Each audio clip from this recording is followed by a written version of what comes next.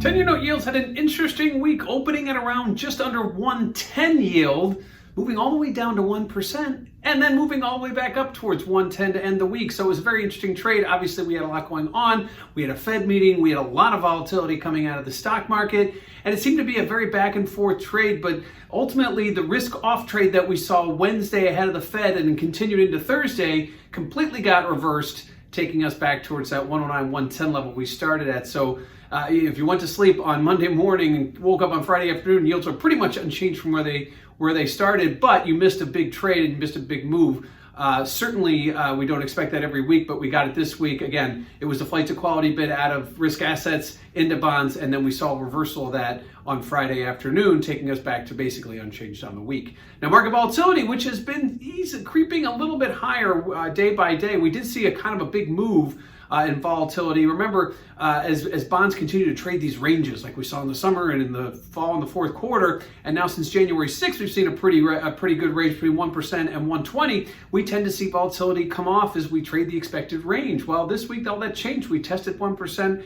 Couple of days this week, and then we quickly reversed higher. We make those kind of quick moves. We see volatility move as we trade against those expectations. We did that, so we saw vols bid heading into the weekend, despite the fact that we got past the Fed and despite the fact that we were heading into a weekend. We do have some things coming up next week, which I'll talk about in a sec. And then what do we have next week? Well, aside from some numbers, yes, we get a handful of Fed speakers, and no, we're not going to have to worry about stimulus, as we've been told that is going to be backburnered at least for another month.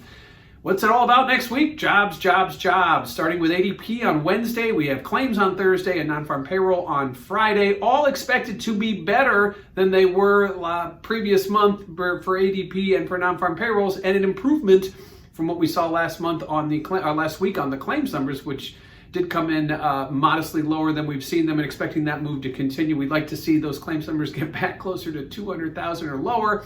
That seems like a dream away. So it's hovering at around 850,000 as of last week, but we are expecting those to improve based on expectations. At this point, we need anything other than negative jobs report. We'll probably be taking pretty positive here, but again, we're still so much economic uncertainty. The Fed didn't really answer all the questions that were asked by the market this week. I think that's one of the reasons we saw that flight to quality bid, and also the fact that with the uncertainty about when the stimulus gets here, it's going to keep the stock market with a bit of a volatility bid to it, and that should also bleed into treasuries. So an interesting week in the 10-year note treasuries. We saw 10-year yields open up near 110, get down to 1%, and then all the way back up to 109. So we ended right where we started, and likely not going to be much different next week as we look at the jobs report with ADP, claims, and non-farm payroll.